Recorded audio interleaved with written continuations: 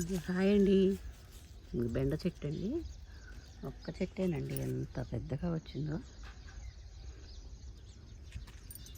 ఈ విత్తనం అమెరికా నుంచి తీసుకొచ్చానండి. పోయినసారి కాసినవి బాగానే, ఈ తడవ అదే పడి వేసిందండి. ఎన్ని కాయలు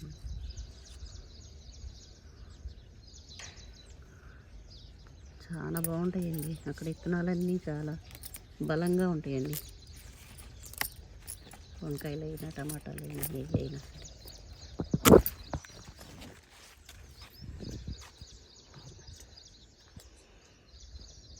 ఇది ఒక్కటే ఉంది కాబట్టి సాంబార్లో వేస్తామండి.